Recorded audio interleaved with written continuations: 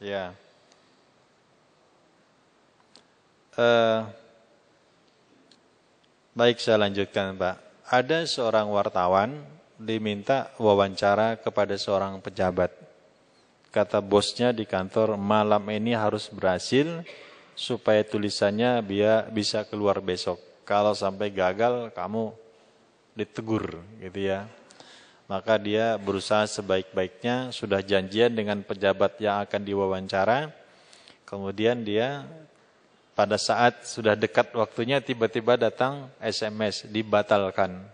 Wah, dia kebingungan. Kemudian dia cari di mana itu pejabat sekarang. Dapat informasi si pejabat ada di sebuah hotel. Kemudian dia Uber ke hotel itu.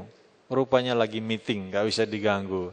Dia tungguin lagi di depan hotel itu, di lobinya selama 2 jam nunggu. Begitu dicek lagi, si pejabat sudah pulang lewat pintu samping. Wah, mulai tambah panik dia. Dia kejar ke rumahnya. Rumahnya adalah perumahan elit. Dia cuman pakai sepeda motor butut. Sampai di sana ngos-ngosan nanya lagi. Baru saja bapak keluar. Kemana kira-kira? Enggak nyebut kemana-kemana. Di kontak pakai HP enggak nyaut. Akhirnya setelah di Uber lemas dia, enggak dapat berhasil. Pergilah dia ke sebuah masjid. Di situ dia duduk termenung, ya. Capek, keringat, lemes, letih, dan lapar. Rupanya enggak sempat makan nih gara-gara ngubur pejabat tadi. Lagi sedang duduk termenung, ada seorang bapak-bapak selesai sholat negur. Rupanya ini bapak bawa kayu bakar. Den, mangga tuh Den, mau beli kayu bakar nih, silakan. Aduh Pak, di rumah saya sudah lama nggak pernah pakai kayu bakar lagi gitu kan. Ya sudahlah kalau begitu. Pasrah dia kan, nggak mau maksa-maksa. Udah ya, saya pamit dulu ya. Baik Pak katanya. Kemudian dia lihat bapak tuh udah siap-siap ambil kayu bakarnya mau jalan.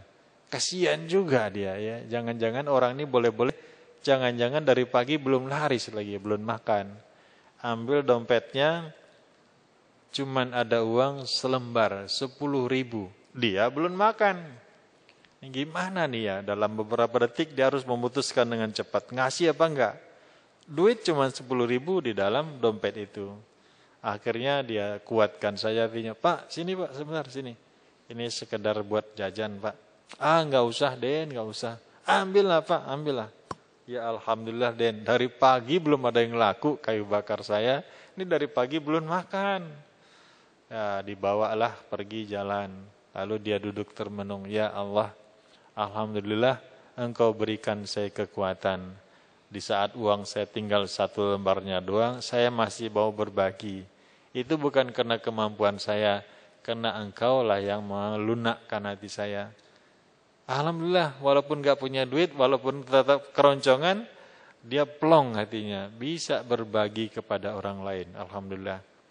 Coba kita lihat Pak, ayat surat 47 ayat 7. In tansurullaha yansurkum. Kalau kau tolong agama Allah dengan menolong orang lain, Allah pasti akan menolong kamu. Begitu selesai si bapak kayu bakar berangkat, HP-nya bunyi. Rupanya dari bosnya di kantor. Begini, kita sudah putuskan, itu pejabat jangan dikejar lagi. Batal, kita sudah punya topik yang lain. Jadi itu tinggalkan saja. Alhamdulillah, nggak dapat si pejabat. Akhirnya saya nggak kena marah. Dan selanjutnya ada tugas buat kamu. Itu kamu datang ke hotel Anu, hotel berbintang sekian. Itu sedang ada acara syukuran. Kamu diperintah meliput acara itu. Baik, segera berangkat. Datang di sana, hotelnya mewah, sedang ada syukuran. Nah, kata tuan rumah setelah dikasih tahu begini, Bapak jangan dinas dulu, Bapak makan dulu. Ya, Alhamdulillah, tadi di warteg batal, akhirnya makan di hotel yang berbintang. Terus kata orang Jawa, dilalahnya menang lagi door prize, bayangin tuh. Jadi sudah dapat makan yang mewah, dapat lagi door prize. Kemudian waktu mau pulang dikasih lagi bingkisan. Pak, ini sedikit oleh-oleh dari kami. Masya Allah, dengan uang 10.000 rupiah, saya dapat semuanya ini. Jadi Kesimpulannya kalau kamu tolong agama Allah, Allah pasti akan menolong kamu. Kita tidak boleh berputus asa dari agama Allah. Kita harus yakin kepada Allah dan tidak pernah berburuk sangka. Ya Allah kenapa begini? Ya Allah kenapa begitu? Barangkali sesuatu yang gak enak itulah yang terbaik buat kita. Surat Al-Baqarah 216. Wa asa an takrahu syai'an wa huwa khairul lakum. Boleh jadi kamu kira itu buruk untuk kamu, tetapi sebetulnya itu adalah baik untuk kamu. Wallahu ya'lamu wa antum la ta'lamun. Allah yang tahu dan kamu tidak mengetahuinya. Kemudian ini baru cerita yang terakhir nih Pak ya. Saya mau tanya dulu sedikit kepada bapak-bapak, terutama pada Pak Yusron pengurus nih. Ini agak lain ramenya dari biasa Pak. Apakah setiap hari begini apa di Ramadan sama luar Ramadan agak beda Pak? Ramadan ya. Agak beda sedikit ya Pak ya. Iya. Jarang saya ada ceramah zuhur yang sampai ke belakang masih ada. Padahal bapak-bapak untuk meramaikan masjid itu orang sudah bikin seminar, bikin bedah buku, bikin segala macam lah diskusi. Bagaimana? Karpetnya dibikin empuk, orang masih belum ramai juga. Sound systemnya dibikin canggih, ini udah berkali-kali diganti nih Pak. Ya, ganti belum juga ramai. Kipas anginnya, AC-nya, segala macamnya, belum juga ramai. Padahal ada satu tempat Pak di Jakarta ini namanya Masjid At-Taufiq. Coba Bapak catat baik-baik. Masjid At-Taufiq di daerah Galur, Tanah Tinggi.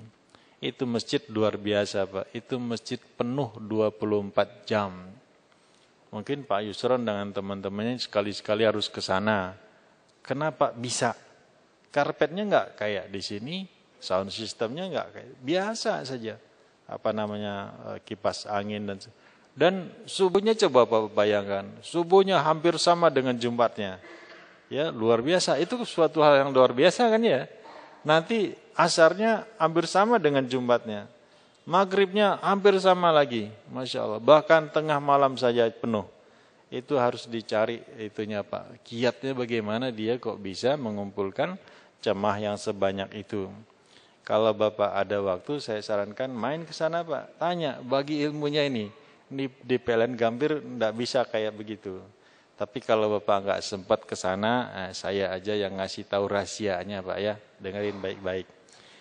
Itu di Masjid At-Taufiq Galur Tanah Tinggi itu pada waktu itu banyak rumah-rumah kena gusur Pak.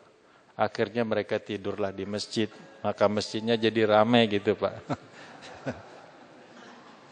Ya, ini masjid mau tunggu digusur juga baru ramai gitu kan ya. Mudah-mudahan tidak ya. Jadi rahasianya sederhana saja.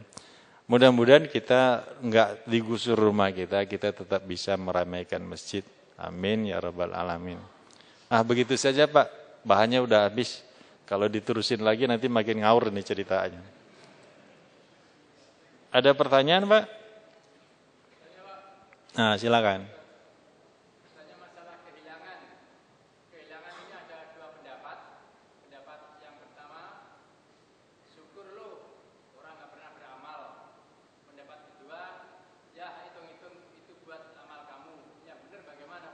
Yang pertama komentarnya Pak, syukur loh orang tidak pernah beramal. Oh, Masya Allah. Kejam banget. Yang kedua?